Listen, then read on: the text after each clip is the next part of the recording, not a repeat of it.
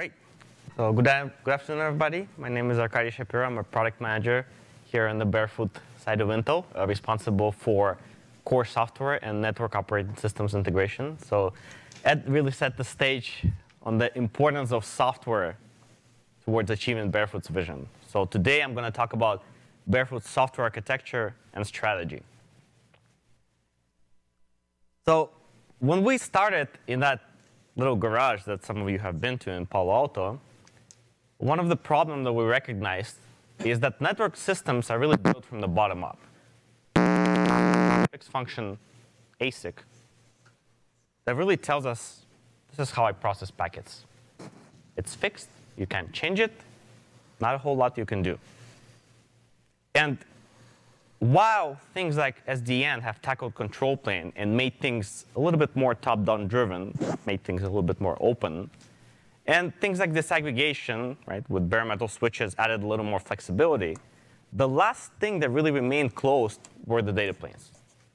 Right? Everything was opening up, everything was getting disaggregated, but data planes will remain to be closed. So we set out to fix that. And we had a vision that the network systems will be programmed top-down, which means that the control plane will really tell us, will really tell the switching ASIC how to process packets. So as a result, really, this becomes user-driven versus network-driven. The function of processing packets becomes user-driven. Now, a user could be one of you, or it could be your switch system vendor. Or it could be a partner, an integrator, or anyone in between. Now, we're all a bunch of geeks here, like many of you. But we didn't do this because it's cool. I know it sounds cool, but we didn't just do it because of that. We did it because we wanted to build a differentiated solution for a customer. So as a result, our software strategy is really about enabling those differentiated solutions using our P4 programmable ASICs, which is Tofino and Tofino 2, like I talked about. Or another way to put it is, if the ASIC is your canvas and the P4 is your paint, we just want you to be able to draw the picture. Now, in the world of programmability, and particularly data plane programmability, pretty much everybody now talks that they're programmable and that their data planes are programmable. And if you go back to maybe a few years ago with SDN, I'm sure many of you have been around and have listened to presentations where pretty much everybody would talk about that they have an SDN solution, where in reality, maybe only a few vendors really had a true SDN solution. So what I want to do is level set with you on what makes a data plane truly programmable. So we believe you need to be able to meet these 5 criteria. Number 1, having an open programming language with a community behind it, which is P4. Number 2, having a compiler and an ASIC simulation model. Number 3, having visualization tools. We'll talk about something called P4 Insight. Number 4, having flexible and auto-generated APIs. Because guess what? If the chip is programmable, if the chip is a blank canvas, I can do whatever I want. My APIs better be flexible and auto-generated and not fixed. Okay? Those things have to go hand in hand. And finally, of course, where everything is rests upon is a fully programmable ASIC. Okay? And all of this has to be end-user accessible. Okay? Not all the time having Barefoot doing this part. Okay? So let's dive into each one of these things. First, P4. As I mentioned, the key thing about P4 is not just that it's a language, not just that it's open, but the fact that it has a community around it. And the community is so diverse, sometimes it's mind-boggling as to what kind of people, what kind of organizations are part of the community. These are not just vendors, these are not just researchers, but these are also end users, folks like enterprises or cloud customers or telecom operators. If you asked me 5 years ago, would a telecom operator be writing their own data plane, I would have said, you're crazy. But we see this happening more and more today. Okay? There's one example in the end where I can show you how that happens. Okay? So that's the community, the open source community around P4. And to dive deeper into this and kind of be clear as to the difference between P4 and maybe some of the alternatives for programming networking ASICs that you may have heard about before. Right? The difference, I think, couldn't be more clear. Right? P4 has a large open community and ecosystem. Alternatives depends, right? Probably little to zero community, right? There may be a language, but there may not be a community around it. P4 is target and architecture independent, whereas other solutions may be tied to a specific ASIC. Okay? P4 is a high-level language. Right? P4 has a set of generic constructs that can be fairly easily reused across different architectures, okay? Where again, alternatives may not quite be in that kind of frame of mind. P4 really has been designed to do network pipeline programming. Right? It's a language that was designed from the ground up to program the network, not to program x86 devices or to program any other kind of targets. It's a domain-specific language for networking, which is very important. Right? Sometimes people say, well, why do I need another language? Why can't I use what was there before? Because what was there before does not allow us to achieve the goal.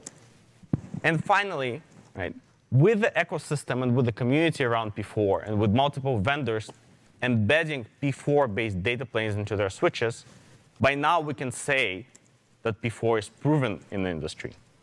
Okay? Now, can you talk a little bit about who you think your target market is and who? Not to sound negative, but there's very few network want to have this, give this ability to.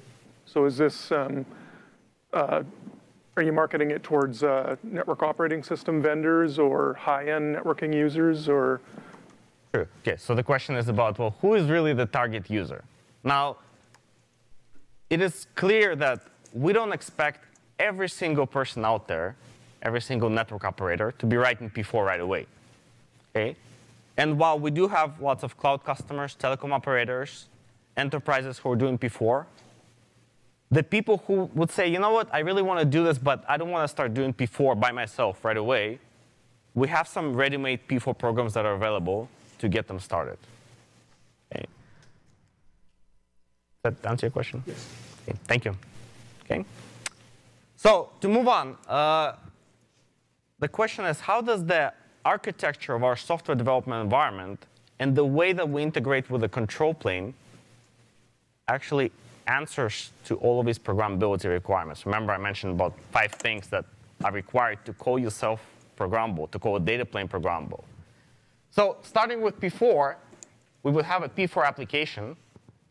We would use our compiler. I'll talk about the compiler in the next slide, to take that application, interpret it, and compile it in a format that the silicon can understand. And the compiler would actually help load it onto the silicon. And it would also produce a set of information that is available for our visualization tool called P4 Insight to be able to tell you how the program is actually utilizing the resources on the chip. Now, once I have the program loaded onto the chip or onto the ASIC simulation model, because guess what? Right, to write the P4 programs, you don't always need to have the hardware. Our customers can actually do a lot of things before they get the chips, if you're a vendor, or the complete systems in their hands. So once you have the P4 program loaded, of course, you need to integrate the control plane with that P4 program. And you would use a set of APIs for that. Now, which APIs?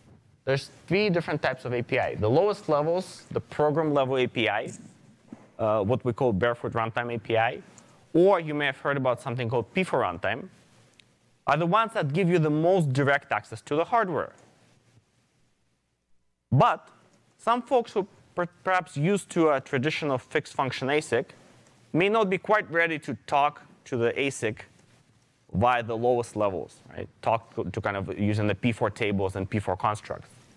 They may want to talk to the chip using constructs like routes and VLANs, right? Because in P4, doing something like programming a route may require a couple of different operations. Right? It all depends on how flexible you want to be.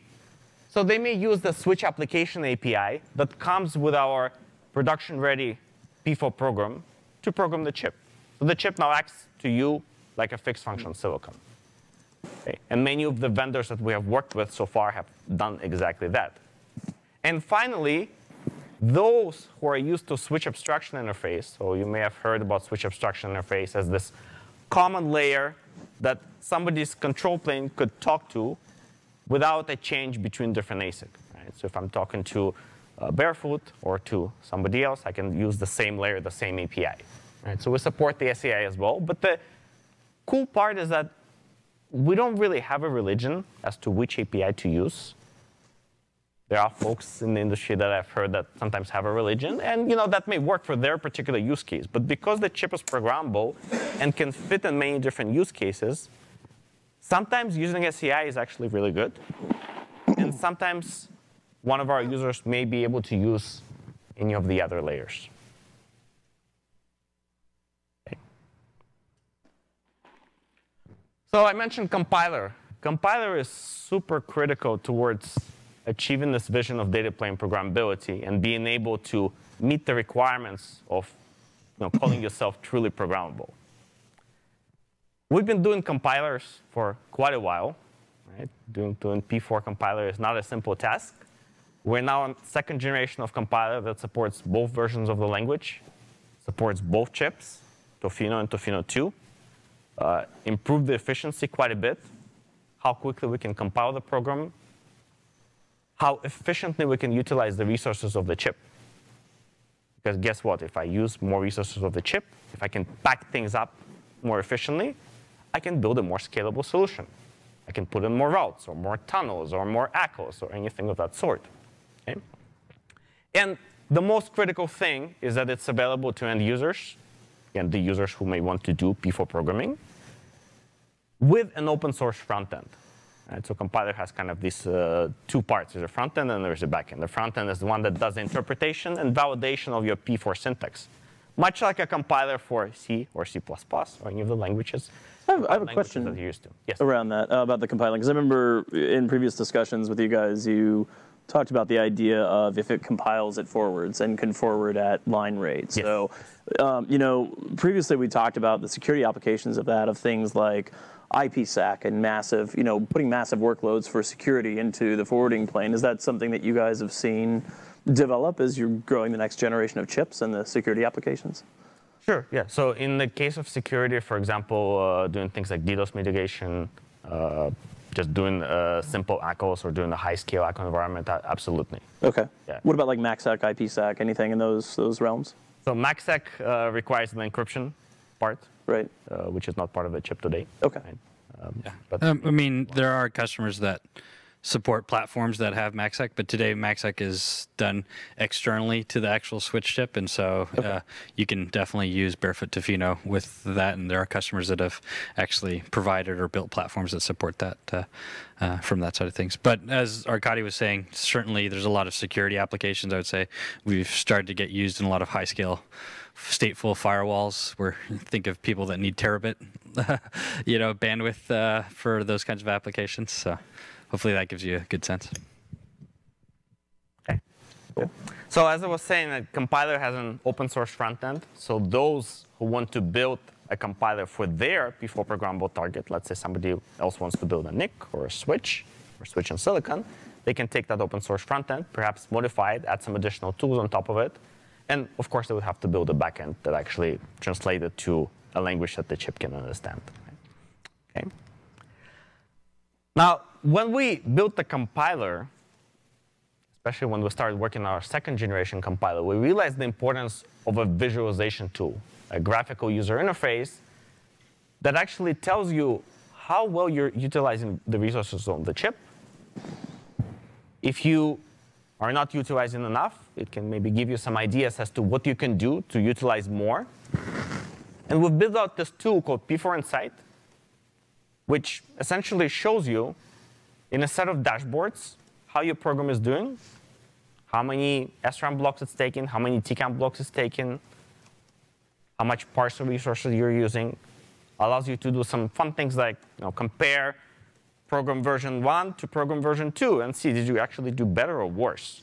Right? Did you make a change that now all of a sudden you end up taking more stages? Or maybe you're doing better, right? Because a lot of the customers we see, they're doing this kind of iterative P4 development. Are you providing customers with these utilization recommendations before configuration, or is it all just after? Yes, yes. So definitely the utilization recommendations are provided kind of when they build a P4 program. All right, so it's not like it's too late. It's definitely never too late. Yeah. That's for sure, yeah. Because, as I said, right, it's an iterative development. Somebody builds it, they see the result, and I see, OK, looks like I have some space over here. I can increase this table to a bigger size. Right? And you keep working on it. Of course, then you may have a timeline. Like if you're a vendor or you yourself are building a solution, you kind of say, OK, this is good enough, like in any engineering project. Right? But we've seen customers who have deployed a P4 program or P4 data plane, and then they start seeing, oh, looks like I need to add another feature. Looks like I need to add another security feature because I started seeing some traffic that I want to be able to handle in a very specific way. So that's exactly what these folks are doing. Right? I'm actually was working with one big customer this week on that type of scenario. Okay? So this is completely part of our software development environment. When our customers get it, it's all built in. They start using it. And essentially, what this does is that it saves people time. Think of it like if you have 2 P4 developers, now you sort of have a third one that helps you out and make things go a little bit faster and allows you to accelerate your delivery of your solution. Okay. So as I said, not every single person is going to write a P4 program from scratch. For that reason, we supply a set of P4 applications, which we call switch.p4, which are ready-made. They answer several different use cases, from enterprise top-of-rack to spine to things like segment routing, some of the new applications. They have the data plane telemetry built in, which Roberto will talk about later. They're pretty flexible, where people, like in any software development scenario, they want to start with something, but then they want to add on top of it. Right, instead of doing things from scratch. And so what we've seen customers do is they take that P4 program and they try to modify it. They may remove some features they don't want because they want to keep things simple. And Ed talked about simplicity before. Right? And they may want to add some more features. And with that, remember I talked about this abstraction APIs that allows the customer to talk to the ASIC using common networking constructs. The APIs come with that. They're also auto-generated. They're also flexible. So if you go add a feature to our P4 program, you can have an API that goes along with that. Okay. Speaking of segment routing, since you brought up segment routing, are you guys, I'm assuming you're working with vendors, software vendors to do like SR-MPLS? Yeah. Right now, are you doing SRv6 as well? Yeah, SRv6 and SRMPLS. And guess what? I heard that the community is thinking of some other version called SRv6 Plus. Yeah, there's a new version of SR. Exactly. So the beautiful part of this is chips programmable. You want to do something else? You can make it do whatever you want. Yeah, you want to do something else, go ahead. It's really up to either us to provide a reference or for an end user or vendor to build that solution using P4. Now, kind of an interesting question. I'm thinking of some cool use cases for it and going down those lines too. And I hear you talking about, not everybody's going to program their switch, which of course always scares the hell out of me thinking of everybody having a switch and being able to program it. But so let's assume that I decide to go make a cool application and really don't do it very well, and it completely hoses stuff on my data plane. How difficult then would it be to, from your compiler standpoint, to either get information from it, for it to tell me what went wrong, for it to go, dude, you suck at this, something along those lines. But I mean, all I can think of is that, yes, I want to have the right people do this, but you're making a platform and a whole environment where anybody technically can do it. Yeah. Where's that balance? I don't know. Yeah, no, I'll get it. No, it's a great question. I mean, obviously, it's not necessarily for everybody. I mean, an enthusiast could certainly go do this, but they're not going to have great responsibility, right? Yeah, they're not going to have access, presumably, to your wiring closet to go, go do that from that side of things. I think that's the beauty and the power with great, power comes great responsibility. But that's why we have focused so much on the software side of things and the tools and the programming environment and the validation environment. And so that P4 Studio and that P4 Insight, it really allows you to look at what you changed from one program to another so that you know exactly what you changed, so that you can validate that. You can even send sample test packets through and it'll trace through and show, did you actually exercise that code? Did it follow that test packet, actually follow that path? And so there's a lot of things there that really, ensure and validate that these things are going to happen. And obviously, the entire partner ecosystem, whether it's the white box NOS operating system, they're going to validate it, that it's configure it correctly. It's going to go through their verification environment. But also the large OEMs that are also shipping solutions, they do the same thing. Just like if they were to ship you a new hardware platform based on a new ASIC, they would go validate that all of those things are there. Certainly, it allows maybe in a playground environment you can see some interesting things happen, but that's still like the frontier. Not everybody's doing it that way. Well, yeah, I figured we didn't want to start with the Addison idea of I figured out 10,000 ways to not do it. True. Yes. So I've actually got a follow-on question to that, because I'm curious where P4 comes in, because you mentioned if you guys are putting this onto a white box only enabled switch, and then you're going to pick your favorite NOS vendor to go put this on top of.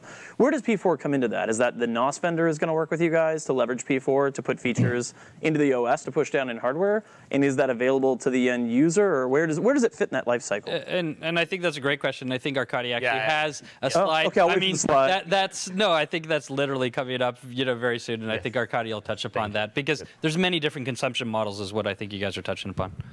Yep. Okay. So quick note on the APIs, specifically the SAI.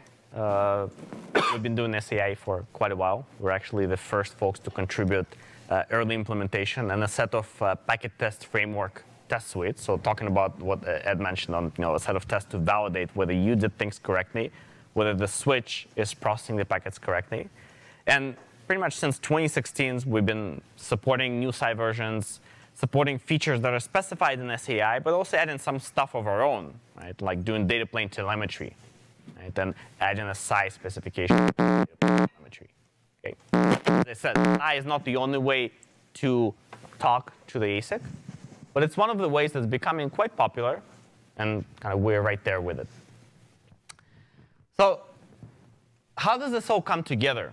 Right? And who did we actually enable? So starting off with our programmable silicon, Tofino and Tofino 2, we worked with several different ODMs. So on the disaggregated side, and you'll see folks like EdgeCore, Inventec, Celestica, all of these people have Tofino-based systems. But then you got the network operating system or fabric solution that goes on top of that. And many of these things would be familiar to you, things like Sonic and Stratum on the open source side. I'll talk about both of them. And also these other vendors like Kaloom, IP Infusion, Noviflow, and a new company called Stateless, which just launched last week, where they have a specific fabric solution for a co-location environment, right? Completely built with P4 with our programmable silicon. Okay. Now, on the OEM side, these are publicly known. Arista has a set of platforms based on Tofino where they supply multiple different P4 programs that answer to various different use cases, things like high-scale NAT or high-scale tunneling. But they're also now allowing end users who want to do it to put the P4 program in themselves, where actually they would take care of things like optics and platform components so that you wouldn't have to deal with, because if you've ever heard presentation from folks from ONL, one of the most annoying things is dealing with optics. So they would take care of that, but the end user may put their own entire P4 program and replace the Arista's pipeline. Right? So they've demonstrated that at the P4 workshop a couple months ago. And similar to Cisco, right, where they have built a Tofino-based system, they put several different P4 data planes to answer to the use cases that they feel kind of, need to be answered, but also allowing customer and user to do some of their own programmability. Right? So something that they have talked about and called the pipe is exactly the solution for that. Now, to your question about how do things actually come together and who's going to be doing the P4. So in the case of vertically integrated systems and OEMs, things are pretty clear. Typically, the OEM vendor would be supplying the P4 program. Now, as I mentioned, there are some scenarios now where they're opening things up and they're letting end users do it. But the most common case is that they would be supplying the P4 program, and the program gets loaded onto the chip, and their CLI or API presents a set of P4 programs, set of use cases that that chip can kind of answer to. And the OEM vendor in this case is the hardware manufacturer or the NOS vendor or both? So in case of a vertically integrated system, it's both. Okay. Right? So somebody like Cisco, they own the OS, right. They own the NOS, and they own the system. Okay? But in case of a disaggregated system, and by the way, there's some gray area in between now because the OEM vendors are now starting to do things like supporting Sonic. But let's take the traditional kind of approach. The disaggregated system, things become a little more interesting where you have a NOS vendor, you have an ODM vendor, but the P4 can be developed by us, could be provided by the NOS, or could actually be done by the end user, specifically in the case of open source NOS, right? Because if you have the code, you can change the data plane, you can embed the data plane with a control plane right away, and kind of do things to your heart's content. Right? Of course, if it's a commercial NOS, then they would have to open things up, much like Arista has done, to be able to load an end user data plane. Right? Some of them are a little further along on that, some of them are just starting, but that's kind of a question to those vendors, whether they see the value in doing that. We certainly do. Right? Okay? Does that answer your question? Yeah, it does. Okay. Absolutely. Good. Excellent. So to talk a little bit more about disaggregated network operating systems, hopefully most of you have heard about Sonic. Sonic has been becoming more popular. There is more investment in Sonic from the community, from vendors, from end users, trying to add more features, make it more mature so that it starts getting more widely adopted. So we've been working with Sonic for a couple of years now. It's actually one of the first things that I started in Barefoot is driving our Sonic strategy and making sure that we're full participant in the Sonic community. By now, we got several folks who have deployed Sonic on our programmable silicon. And to our kind of programmable data plane, we didn't want to just do that everybody else does. We wanted to enable multiple different data planes to run on Sonic, because these type of systems that traditionally have been designed to work with fixed function silicon, so they only would work with one data plane. We actually embedded into Sonic multiple different data planes, exactly in this way. This is an example with Sonic where there's a file that you need to edit to basically select which data plane that you're using. And when that is done, the right P4 program gets loaded onto the ASIC. And so this is with our upstreamed package into Sonic that an end users can do that. Right? And the two profiles that are there are essentially answering two most common use cases. One is a top-of-rack switch that's doing data plane telemetry, and another one is a top-of-rack switch that's doing a very high-scale tunneling, right? VXLAN tunneling. Okay? And again, the OEMs, the commercial operating system vendors, they do something similar. They either have a file, or they have a CLI, or they have an API that allows the user to switch between different P4 programs that they supply. Okay? Another operating system on the open source land that we've been working with, and they actually announced last month, today's October 1st, so it's last month, that it's been open sourced, is something called Stratum. So Stratum has been led by Open Networking Foundation with the initial seed code from Google.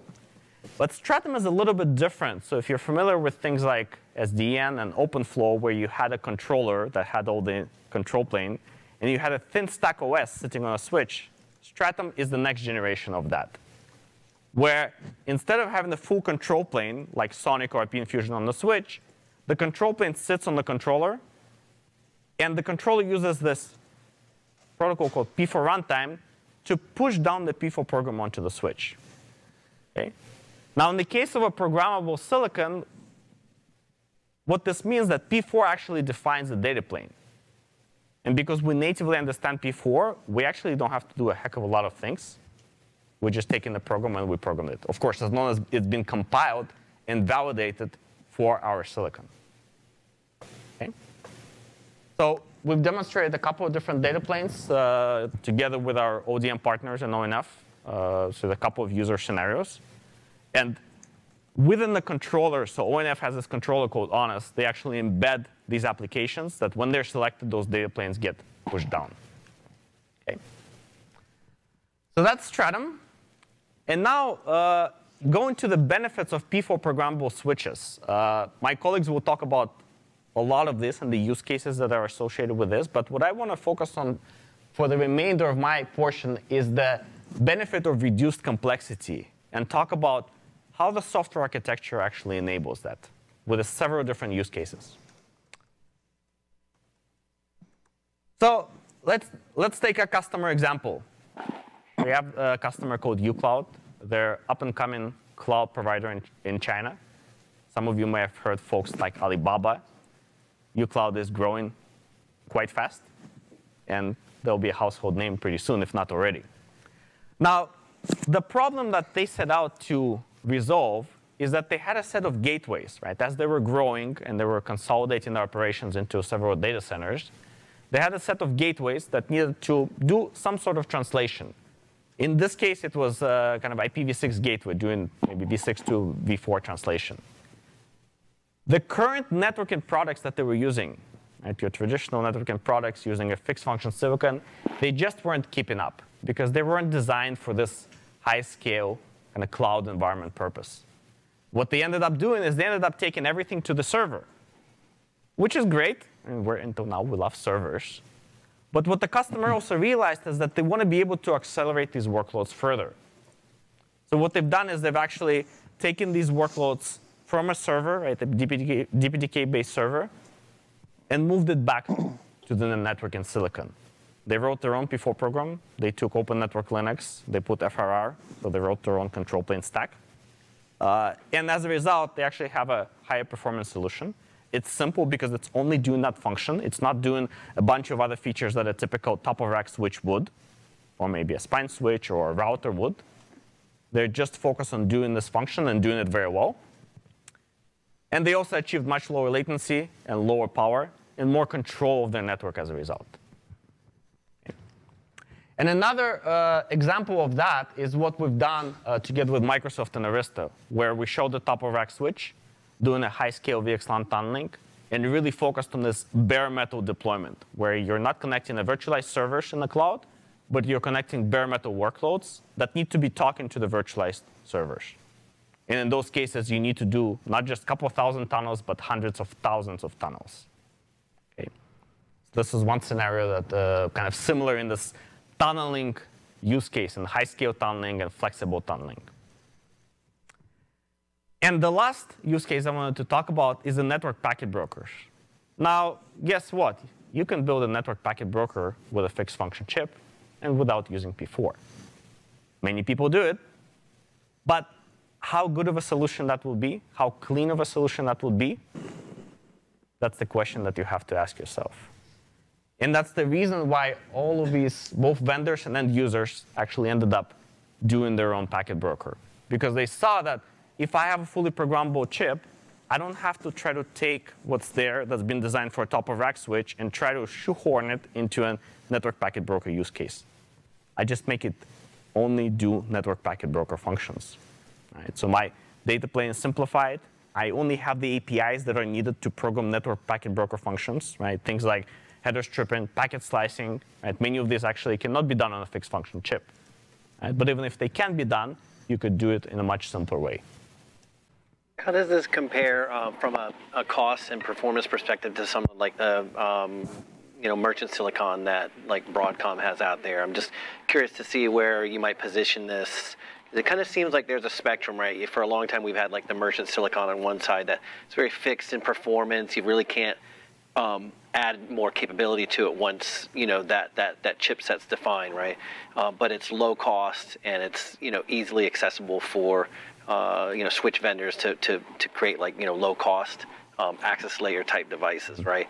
On the other end of the spectrum, you've got the custom silicons and things like the Q5 chips that are much more programmable and stuff. So I'm trying to figure out where this fits in that spectrum and like, how competitive it would be from like a pricing perspective compared to some of like the merchant silicon that's out there today. It's a great question. I mean, it's a common one that we get.